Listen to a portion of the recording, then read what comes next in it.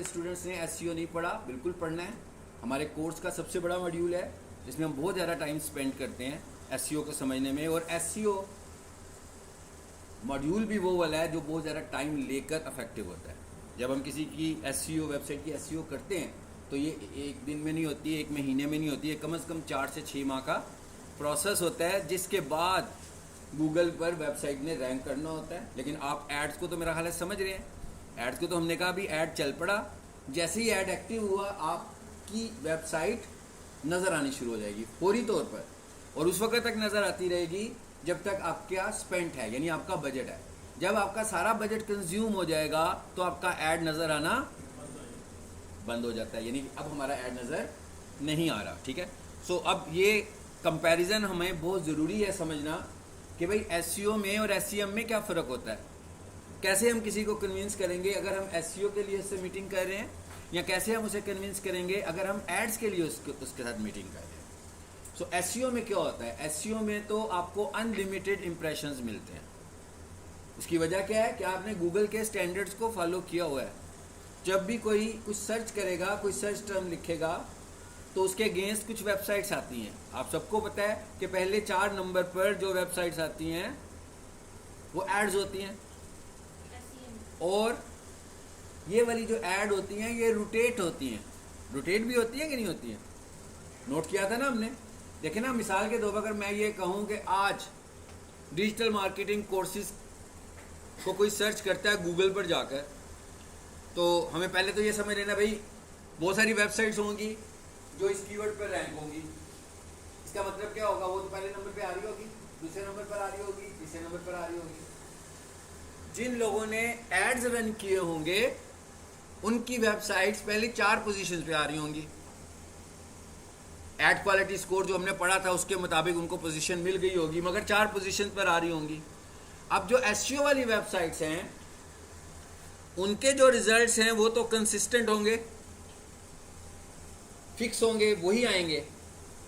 ये भी हम कुछ यहाँ पे खोलते हैं, मैं उसमें आपको रिजल्ट्स भी दिखाता हूँ, और इसकी एक एग्जांपल हम लेते हैं। चलो जी, मैंने एक सर्च टर्म लिख लिया, wrist watches at USA. Ads नजर आने शुरू हो गए।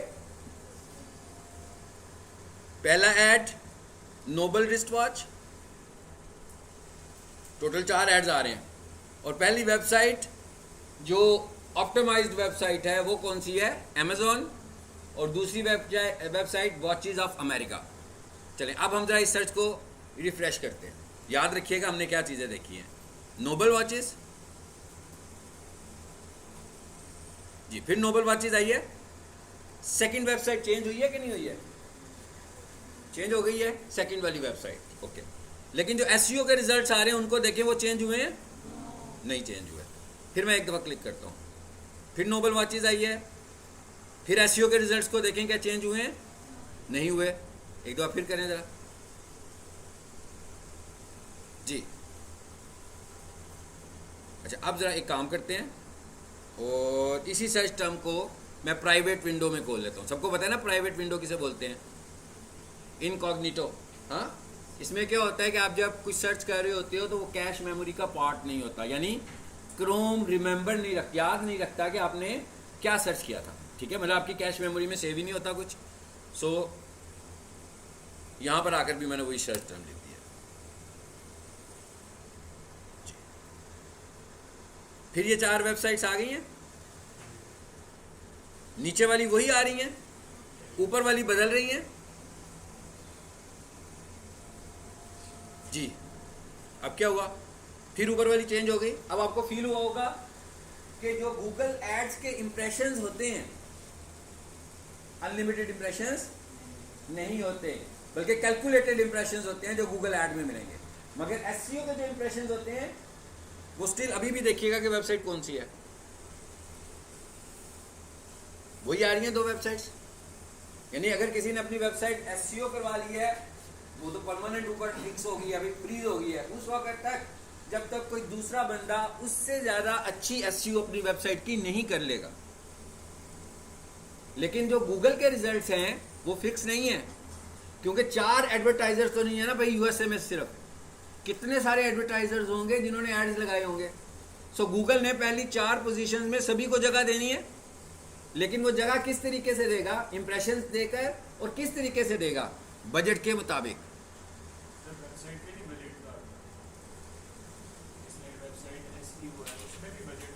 नहीं, इसमें तो बजट, लेकिन एसईओ करवाई आपने मुझे कहा जहाँ पे मेरी वेबसाइट की एसईओ करने, मैंने कहा 6 माह लगेंगे, मैंने आपको 6 माह के लिए चार्ज किया, मैंने चार्ज किया, गूगल ने नहीं किया। गूगल ने इसमें से आपसे 1 रुपया भी नहीं लिया। ये जितने भी पैसे ले रहे हैं मैं अपनी सर्विस प्रोवाइडर सर्विसेज के ले रहा हूँ।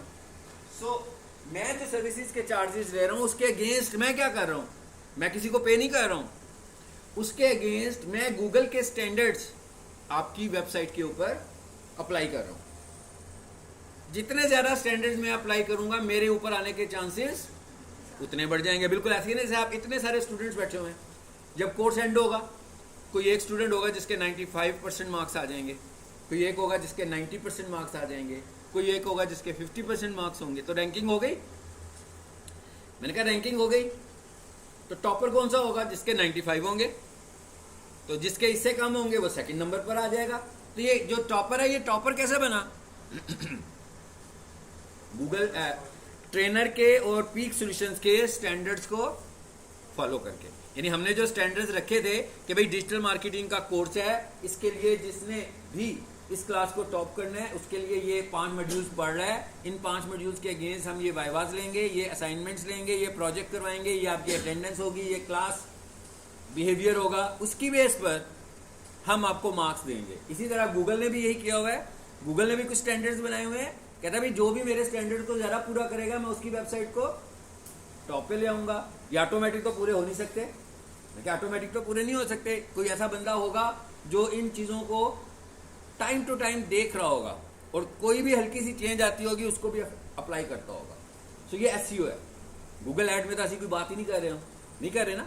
गूगल ऐड में तो हम सिर्फ ये कह रहे हैं कि भाई ये कीवर्ड है हमारा, इसके ऊपर हमारी वेबसाइट को रैंक कर दो। चलें, मैं चाह रहा था कि ये बात आपको पता लगे। आगे हैं, गुड क्वेश्चन। बजट सेम हो, आपने कितनी क्लासेस पढ़ी हैं गूगल एड्स की? आप बाकी के लोग मुझे बताएं, अगर बजट सेम हो तो फिर क्या होगा? कोई ऐसा अजीम शख्स या फीमेल स्टूडेंट या मेल स्टूडेंट जो मुझे ये बता सकता हो कि अगर बजट सेम हो तो फिर क्या होगा? सही है, खुल के बोले। उन्होंने भी तो क्वेश्चन कर ही लिया ना जो पढ़ा हुआ है। अच्छा, इसको ज़रा बेहतर तरीके से बात करें ना, हमारे क्लास एनवायरनमेंट के हिसाब से बताए। और कोई बताए? हाँ जी, कुछ पढ़ा था इस सिलसिले को लेकर? चलिए ये बताएं मुझे, कुछ पढ़ा हुआ है हमने इस बात को लेकर? कुछ पढ़ा हुआ है?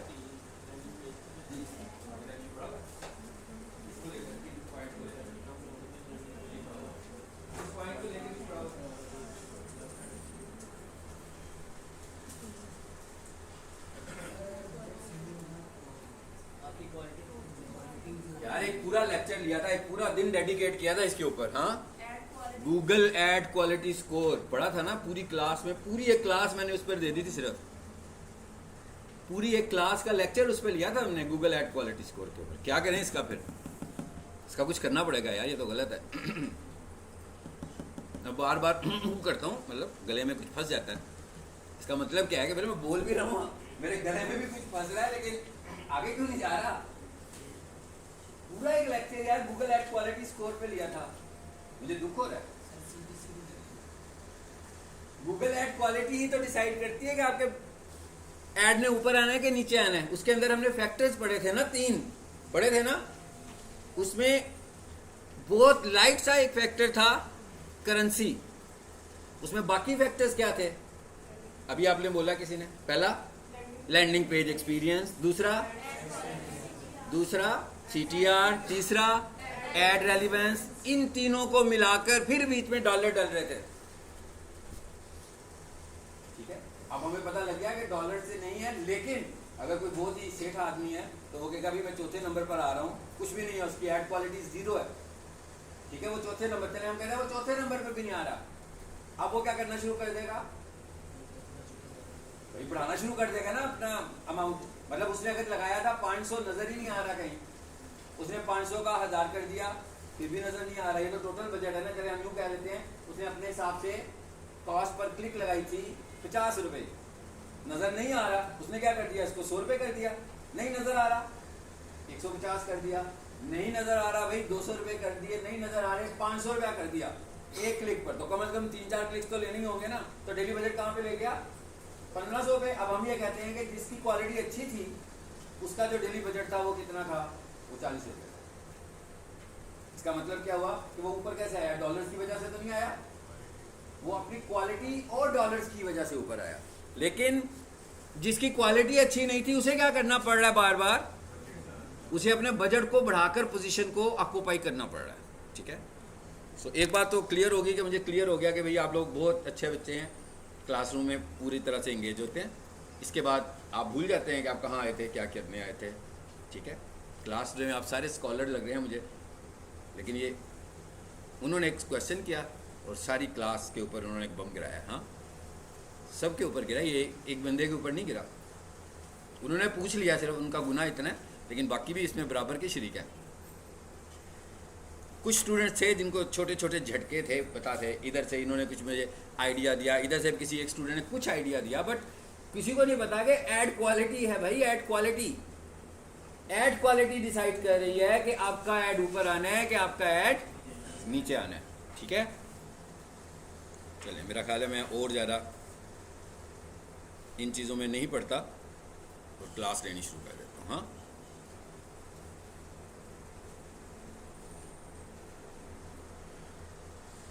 अच्छा जी, हम लोगों ने ऐड बनाना शुरू किया था, सेल ऐड एक बना रहे थे, सर्च ऐड बना रहे थे। ठीक है, उसी तरह का ही ऐड हम आज ज़रा बनाना आगे लेकर चलते हैं जी। ads.google.com, चलिए ये तो सबको पता है ना।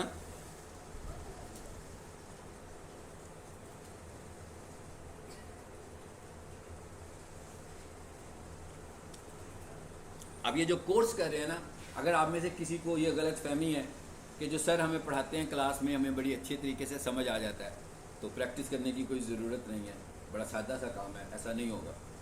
मैं जो पढ़ाता हूँ अगर आप उसको एक से ज़्यादा दफ़ा प्रैक्टिस नहीं करेंगे तो आपको समझ में नहीं आएगा। और जो मैं कॉन्सेप्ट देता हूँ उसको अगर आप लर्न नहीं करेंगे, लर्न का मतलब याद करना नहीं है, अपने माइंड पे नहीं बिठाएंगे। यानी मैंने जो कॉन्सेप्ट दिए हैं, जब हम ऐड बना रहे हो तो हर कॉन्सेप्ट आपके माइंड पे ट्रिगर कर रहा हो उस वक्त, तभी होगा। अगर आप कीवर्ड रिसर्च नहीं कर पाएंगे, कीवर्ड रिसर्च की भी बात की थी हमने कि भाई कीवर्ड्स भी तो निकालने हैं बीच में से ऐड चलाने के लिए, तो कीवर्ड तो निकालने हैं कि नहीं निकालने हैं, कीवर्ड्स कैसे निकलेंगे, कीवर्ड प्लानर से। इन सब चीज़ों की आपको प्रैक्टिस की ज़रूरत है। अगर आप प्रैक्टिस नहीं करेंगे, सब थ्योरेटिकली इन चीज़ों को देख रहे होंगे तो कुछ नहीं होगा, कुछ फ़ायदा नहीं होगा। चलें जी, आ जाते हैं, ज़रा ऐड बनाते हैं दोबारा से।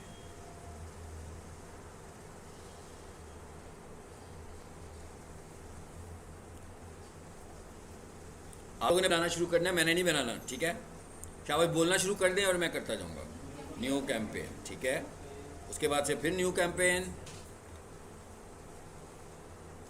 देखते हैं आज कहाँ तक जाते हैं हम लोग। सेल्स मैनुअल भी कर सकते हैं, मैनुअल करके भी मैं सेल्स पे ही गया था। ओके, सेल्स भी कर सकते हैं, ठीक है। ये आने दें, वेट करें, अगली स्क्रीन खुद आएगी अभी हमारे पास।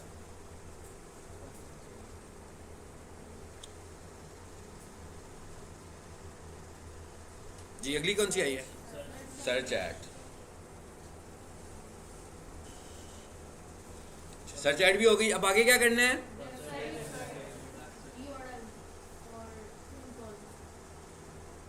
ठीक है, सबसे पहले अपनी वेबसाइट देंगे, जिस वेबसाइट को बेस बनाकर आप ऐड रन कर रहे हो। ये लेंगे, मैंने सपोज नहीं करना, पहले इनकी ही ऐड है, ये इन्हीं का ऐड अकाउंट है, तो इनकी वेबसाइट मैंने यहाँ पर दी। साथ में मैंने कहा भाई इनकी फ़ोन कॉल्स के लिए इन्हीं का मोबाइल नंबर भी देता हूँ।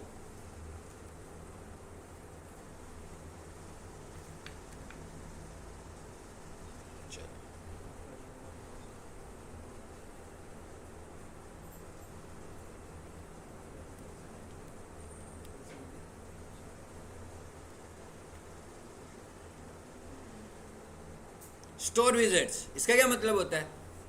इसका ये मतलब है, स्टोर विजिट्स का मतलब नहीं, ई कॉमर्स नहीं है। इसका ये मतलब है कि क्या आपकी गूगल बिजनेस प्रोफाइल है, लोकल लिस्टिंग है, तो क्या आप चाहते हैं कि आपकी लोकल लिस्टिंग पर भी ऐड चले? ये गूगल मैप पे ऐड चलेगा साथ पैरेलल, सर्च पे भी चलेगा और मैप पर भी चलेगा।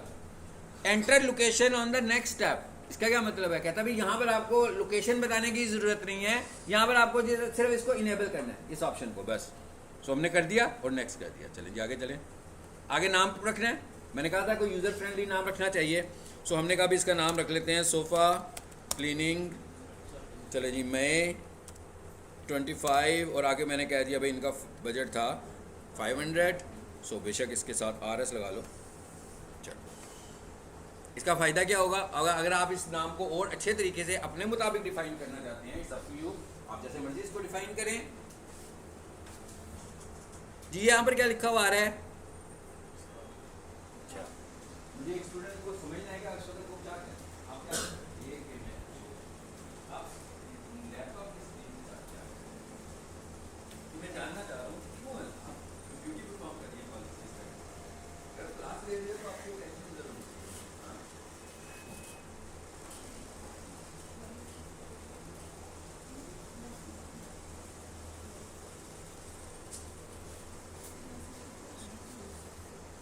जी ये क्या आ गए हैं?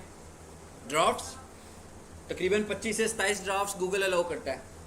ड्राफ्ट्स क्या होते हैं कि भाई अब ऐड बना रहे थे, जैसे हमने पिछली दफ़ा ऐड बनानी शुरू की, बीच में छोड़कर चले गए, अभी आज बनाएंगे, मुझे लग रहा है आज भी यही होने वाला है। हाँ, तो ये कहाँ जाएगी? ड्राफ्ट्स में जाएगी। जब आपके ड्राफ्ट्स 25 हो जाएंगे तो 26 में जब ऐड बनाने लगेंगे तो वो कहेगा भाई बड़े ड्राफ्ट्स हो गए, पहले ड्राफ्ट्स कम कर लो। ठीक है, तो हम कहते हैं स्टार्ट में। आपको पता लग गया मैंने ड्राफ्ट्स को फॉलो नहीं किया, बल्कि नई कैंपेन की तरफ आया हूँ। उसके बाद बिडिंग की बात आ गई, हमने यहाँ से क्या किया था? क्लिक्स किया था। क्लिक्स का जो ऐड होता है वो ज़रा कंपैरेटिवली चीप रेट्स पर आता है। कन्वर्जन का जो ऐड होता है, क्योंकि वो ई-कॉमर्स बेस्ड ऐड ज़्यादा होता है, ठीक है, उसमें रिजल्ट्स भी देने होते हैं और उसको हम आमतौर पर ई-कॉमर्स की साइट पर ही ज़्यादा एग्जीक्यूट भी करते हैं, इसलिए वो ज़रा कंपैरेटिवली एक्सपेंसिव कन्वर्जन टाइप होती है। कहाँ तक किया था? यहाँ तक। अच्छा, उसके बाद ये दो ऑप्शन यूज़ किए थे, जल्दी से बता दीजिएगा, मैं यहाँ पे अड़ू ना। हाँ, Google search partners network, Google display network. Search partners network कौन सा है? चेक किया था किसी ने?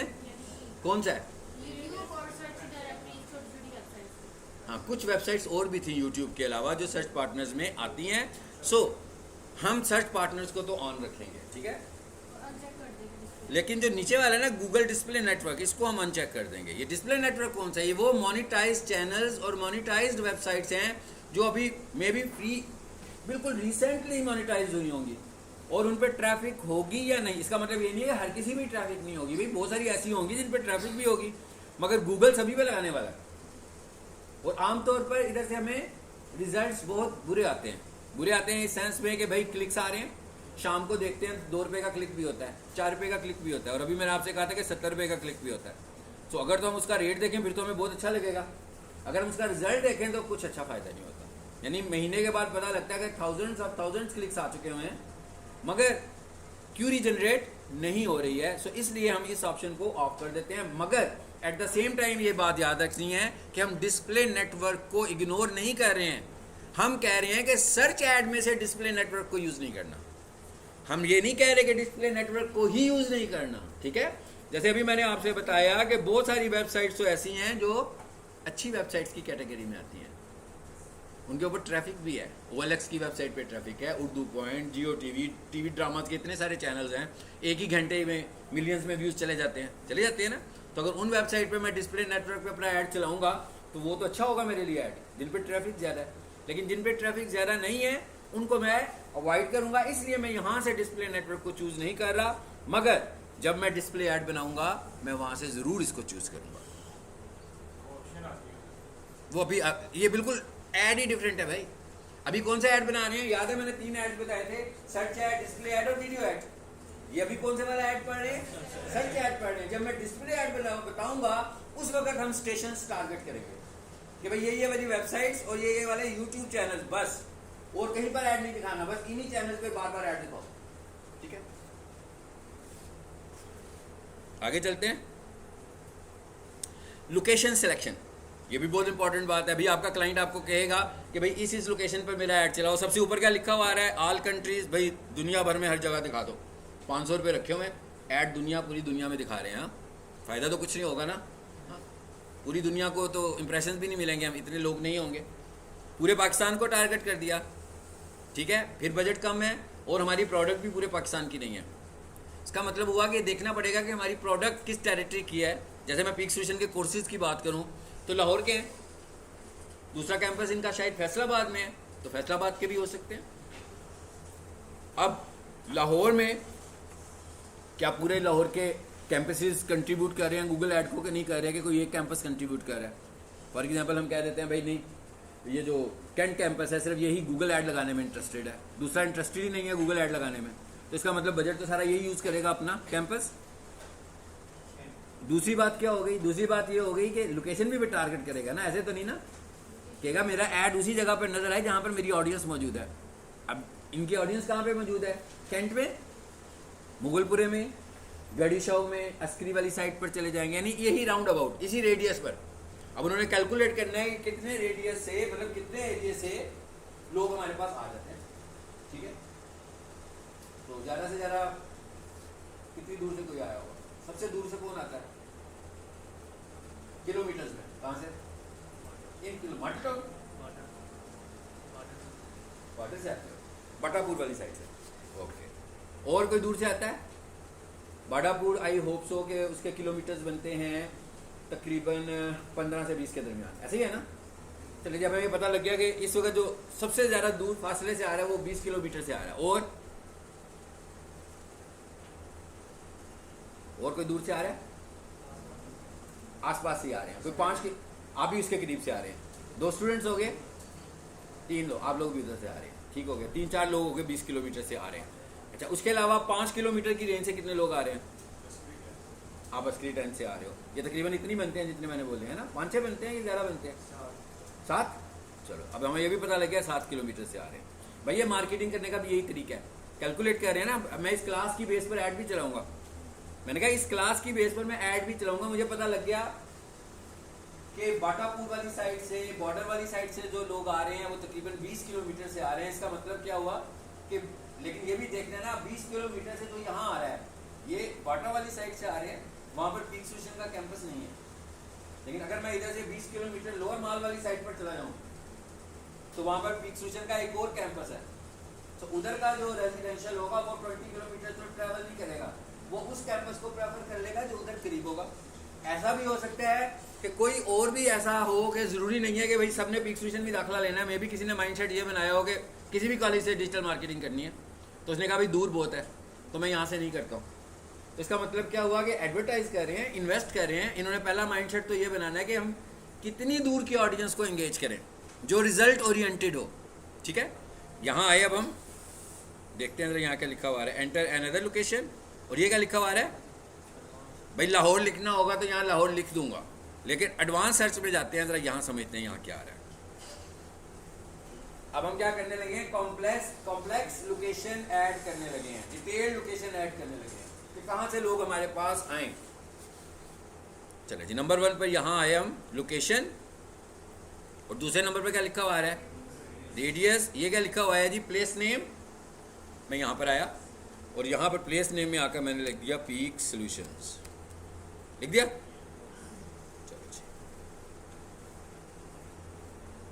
ये आ गया पीक सॉल्यूशन। भाई कहाँ तक चला गया, मुरीद के तक चला गया। हाँ, ये नीचे लोकेशन आई है, हम इसकी पेंसिल पे क्लिक करते हैं। अब आगे क्या लिखा हुआ है, एडिट टारगेट रेडियस। उसके आगे क्या लिखा हुआ है, MI माइल्स, और नीचे क्या लिखा हुआ है, किलोमीटर। सो पहली बात तो ये है कि माइल जो होता है मेरे ख्याल से सबको पता होगा किलोमीटर से ज़्यादा होता है। सो हम लोग ज़्यादा पाकिस्तान में कंफर्टेबल किलोमीटर्स के साथ होते हैं रेंज कैलकुलेट करने के लिए, ठीक है। लुके तो यहाँ से मैंने इसको किलोमीटर लिख दिया। अब उसने क्या कहा कि ये 20 किलोमीटर की रेंज है आपकी। मैं इधर आया और मैंने इधर आकर इसको कर लिया 4 किलोमीटर जी, पता लग गया कहाँ पर ऐड दिखने लगा है। ये 4 किलोमीटर की रेडियस आ गया, कि भाई मैं ये कह रहा हूँ कि ज़्यादा से ज़्यादा इधर के लोगों को टारगेट करूँ। सदर भी आ रहा है, अपर माल भी आ रहा है, ताजपुरा भी आ रहा है, अल फैसल टाउन भी आ रहा है, और भी बड़ा करके देखूंगा, मुगलपुरा भी आ रहा है। हाँ, तो मैं चाह रहा हूँ कि इस एरिया से ज़्यादा लोग मेरे पास आएंगे, तो इस एरिया के लोगों को मैं ज़्यादा से ज़्यादा एड्स दिखाता हूँ अपनी लोकेशन पर। तो इस तरीके से हम लोकेशन टारगेट करते हैं। एक तरीका तो ये हो गया। इसमें हमने लोकेशन कैसे टारगेट की? अपने प्लेस के रेफरेंस से, यानी मैंने अपना प्लेस दिया और मैंने कहा मेरे प्लेस के रेडियस के 4 किलोमीटर में ऐड चल जाए। ठीक है, एक हो गया। इसको सेव करते हैं जी, ये आ गई है। दोबारा से आ जाएं इस पे। अच्छा, एक तरीका और भी है, और वो कौन सा है?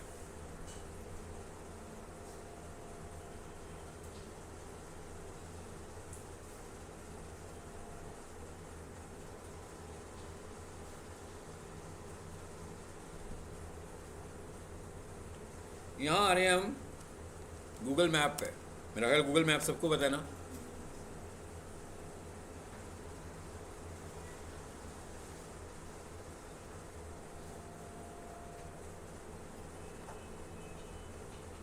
जी, ये कैंट में आ गया हूँ।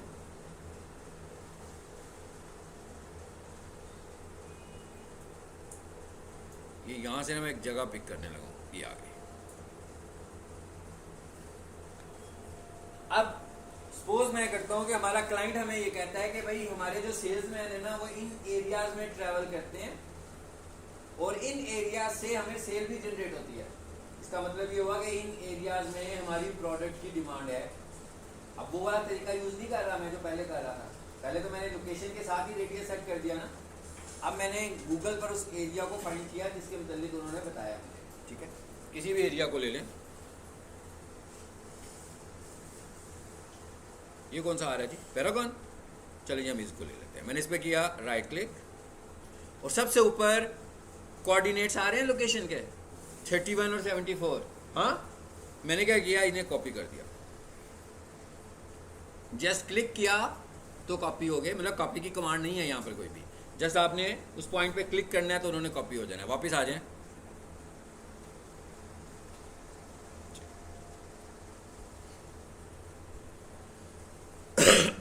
प्लेस नेम, एड्रेस और कोऑर्डिनेट्स। मैंने कोऑर्डिनेट्स कॉपी किए हैं ना, सो मैं यहाँ पे क्लिक करता हूँ और यहाँ पर मैं कंट्रोल वी करता हूँ, यही थे, और इसे इंक्लूड कर दें जी। पेंसिल पे क्लिक करें, किलोमीटर्स पे आए। मैंने कहा भाई ये वाला जो 2 किलोमीटर है ना, बल्कि 2 को भी छोड़ देते हैं भाई, 1 किलोमीटर तक मुझे यहाँ भी ऐड चलाना है अपना।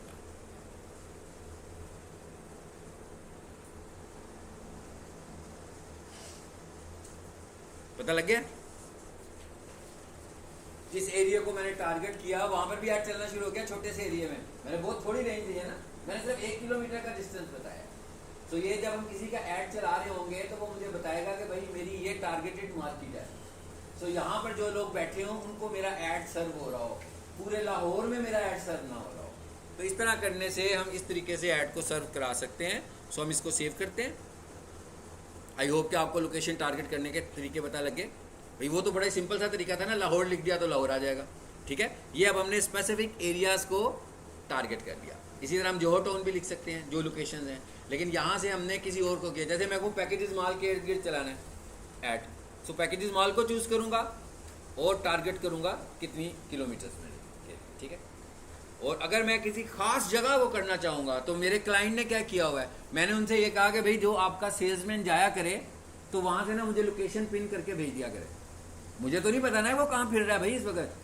तो मैं कहता हूँ जब वो जाएगा जहाँ पर उसको लगेगा कि यहाँ पर क्लाइंट्स हैं, वो एग्जैक्टली उस जगह के गूगल पे जाकर, मैप पे जाकर मुझे लोकेशन को पिन करे और मुझसे शेयर कर दे।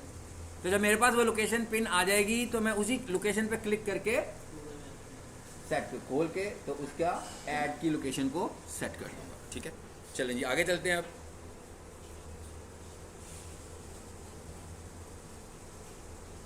ये नीचे लिखा हुआ है मोर सेटिंग्स, यहाँ पे आ जाते हैं।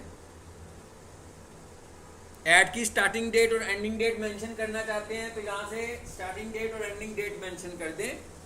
नहीं करेंगे तो ऐड चल पड़ा, चलता ही रहेगा जब तक कि आप उसे रोकेंगे नहीं, ठीक है।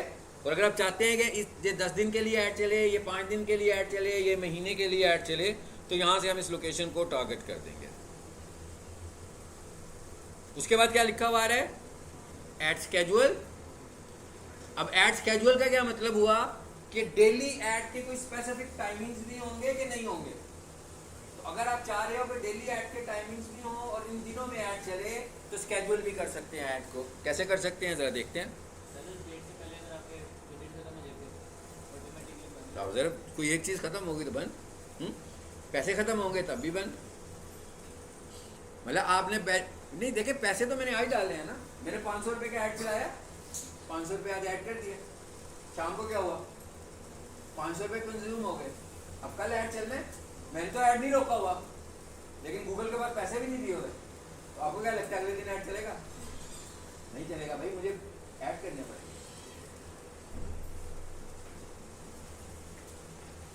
हमें क्या करना पड़ेगा?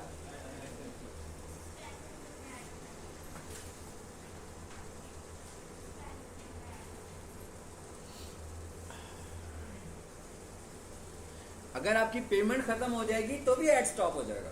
ये तो हम ऐड स्केड्यूल कर रहे हैं ना, हम प्लान करके करें भाई हमारी पेमेंट क्यों स्टॉप होगी। जब मैंने कहा कि मैंने इस ऐड को अनलिमिटेड चलाना है, तो मैं रोजाना पैसे ऐड कर दूंगा या फिर आज ही 10 दिनों के पैसे ऐड करके रख दूंगा। 10 दिनों का मतलब यह है कि वो 10 दिनों में कंज्यूम होंगे।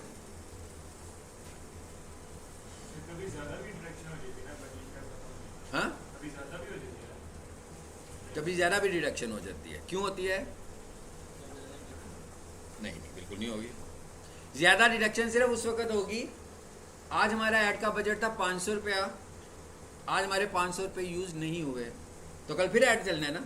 तो कल का बजट कितना है? 500 रुपया। आज तो यूज़ ही नहीं हुए पैसे, सारे के सारे पैसे पड़े हैं ना गूगल ऐड के पास आपके। कल भी 500 था, तब टोटल कितने हो गए? 1000 रुपये हो गए। ऐसी सूरत में होगा, आपने ऐड चलाया, 2 दिनों के बाद ऐड पॉज कर दिया और 3 दिन आपने ऐड पॉज रखा। उन 3 दिनों में बजट कितना था? टोटल 1500। अब आपने चौथे दिन फिर ऐड चला दिया, उस दिन का बजट कितना था? 500। तो चौथे दिन ऐड कितने पैसों से चलने वाला है? 2000 रुपये से चलने वाला है। इस तरह बजट ऐड होगा। अदरवाइज तो 1 रुपया भी गूगल आपके साथ उधार नहीं करेगा भाई अभी शुरू में। हाँ, शुरू में उधार इस तरह वो करेगा कि आप अपना एक थ्रेश होल्ड सेट कर लेंगे। ये थ्रेश होल्ड क्या होता है?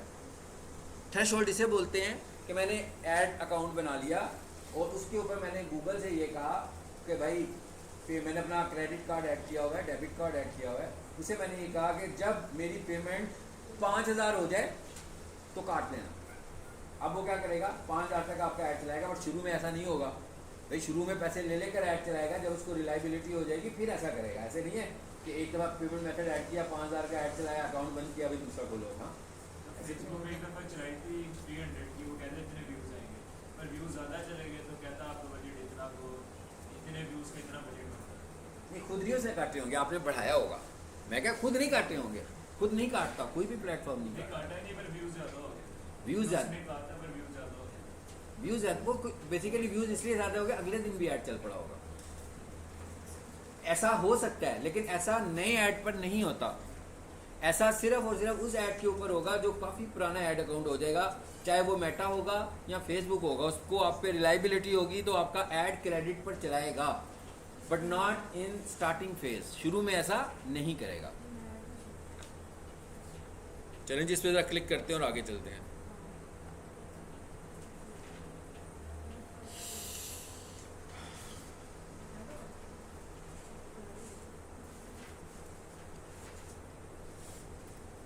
क्या कर रहे हो? नंबर वगैरह पुट कर रहे हैं अपने?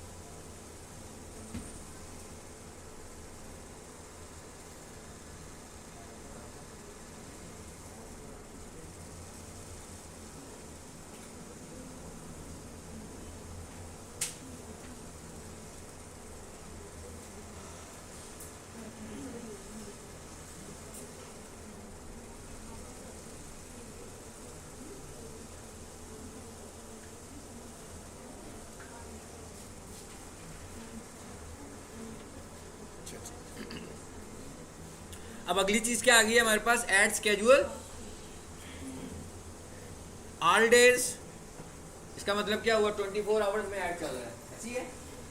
अच्छा अब जरा लिस्ट में आए और देखें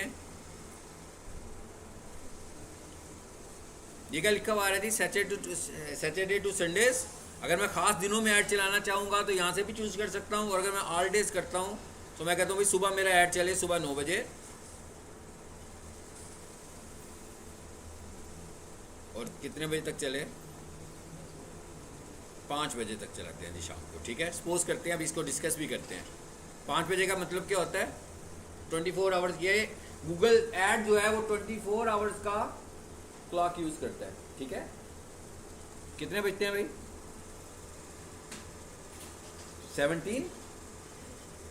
चलें सपोज कर लिया हमने 17, ये हमने सेट कर दिया स्केड्यूल। इसका मतलब क्या हुआ, हमारा ऐड कब चल रहा है, बिटवीन 9 to 5। इसका मतलब ये हुआ कि 9 बजे से पहले भी ऐड नहीं चल रहा होगा, और 5 बजे के बाद ऐड डिलीवर करना बंद हो जाएगा, और अगले दिन सुबह फिर शुरू हो जाएगा।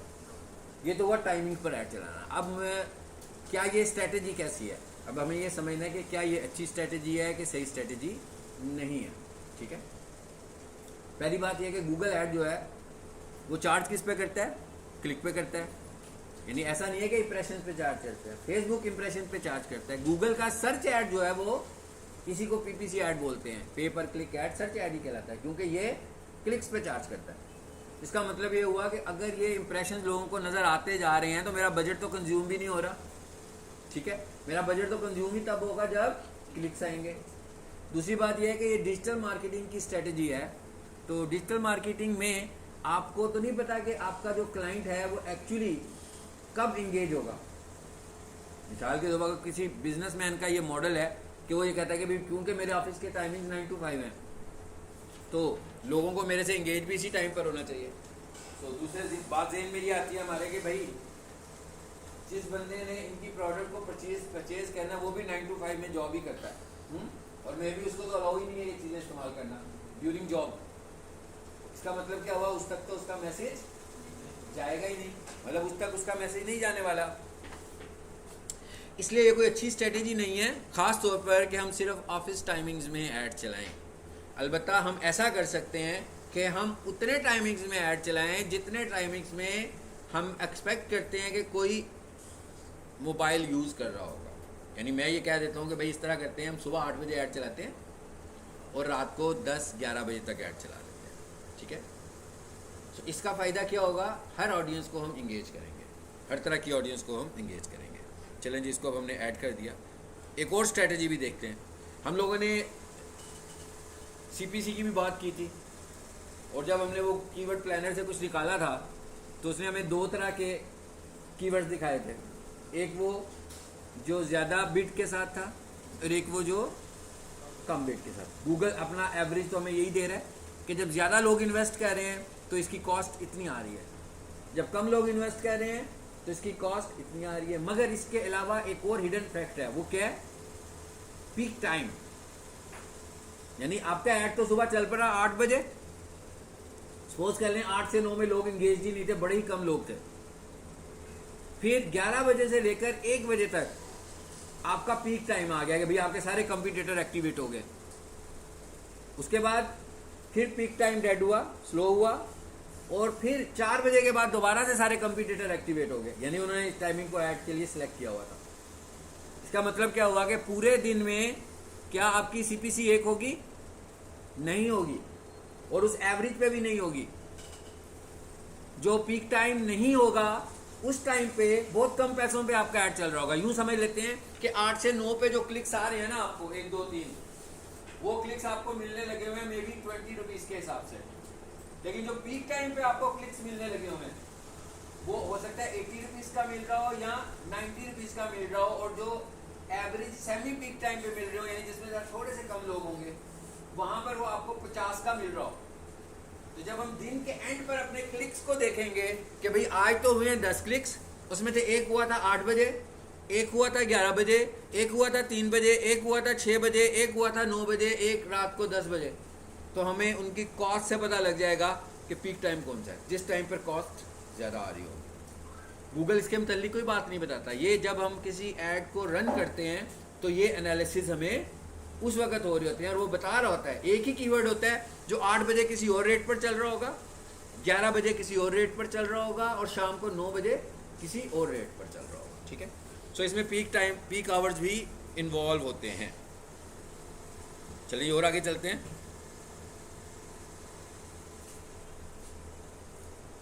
बस यहीं तक रखते हैं, इसके आगे जो है ना गूगल भी बता देता है कि इस टाइम ज़्यादा लोग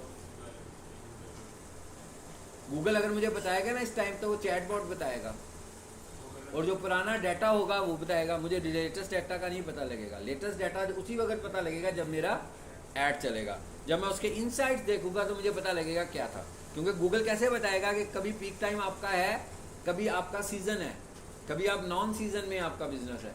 सो ये चीज़ें एवरेज नहीं की जा सकती हैं। ये चीज़ जब चल रही होगी हमें उसी वक्त पता लगेगा।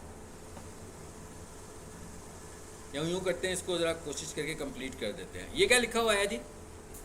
कह रहा है मैं आपकी हेल्प करता हूँ और आपको ऐड बनाकर देता हूँ। बेशक मैं इससे ऐड बनवाऊंगा मगर मैं उसको रीड ज़रूर करूँगा और उसके अंदर कुछ मॉडिफिकेशन भी कर दूंगा जो कि मुझे लगेगा कि इसने इररेलेवेंट चीज़ों को टारगेट किया। ठीक है, तो देखते हैं ये कैसे बनाता है खुद से ऐड। मैंने इस जनरेट का बटन दबाया, यहाँ तक तो हम इसे खुद ही लेकर आए हैं। उसके बाद ये सब ऑटोमेशन हो रही है इस टाइम ऐड के लिए हो रहा है। ये गूगल ऑटोमेशन कर रहा है आपके लिए, मगर इसको पढ़ना बहुत ज़रूरी है। ये आप कह सकते हैं कि ये एआई का ऐड बन रहा है भाई गूगल का। हाँ देखिए स्कोर इंप्रूव हो रहा है, राइट साइड पे नजर आ रहा होगा आपको, एक विंडो में स्कोर भी आता जा रहा है।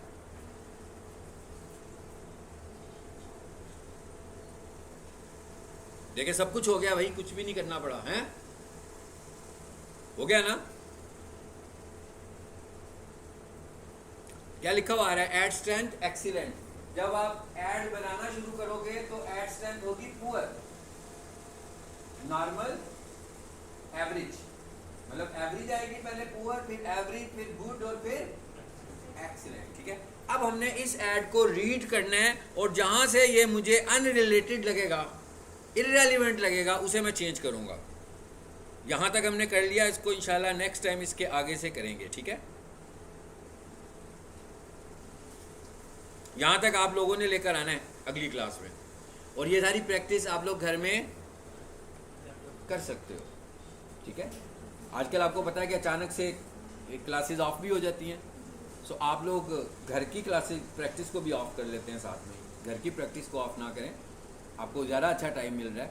मैं सबसे ये कहता हूँ कि ये जो कोर्सेज होते हैं, ये वाले इस तरह के कोर्सेज, ये इंटर्नशिप प्रोग्राम्स टाइप के होते हैं, तो इसमें क्लासरूम सेशन का रोल बहुत कम होता है और प्रैक्टिकल डेमोज करने का बहुत ज़्यादा होना चाहिए। यानी एक बात जो मैंने आपको 20 मिनट में बताई, 25 मिनट में बताई, आपको कम से कम 2-3 घंटे उसको प्रैक्टिस करना है, फिर आपको किस समझ में आ जाएगा, उसकी थ्योरी सारी समझ में आ जाएगी और उसको परफॉर्म करने का तरीका भी समझ में आएगा। इस तरीके से हमने ऐड बनाया, आपने भी बनाना है और इसको रीड भी करना है। तो ये जो नीचे चीज़ें आ रही हैं इनको हम अगली क्लास में डिस्कस करेंगे। इन्हें हम बोलते हैं ऐड एसेट्स। ठीक है, ये क्या होते हैं इनको अगली क्लास में डिस्कस करेंगे।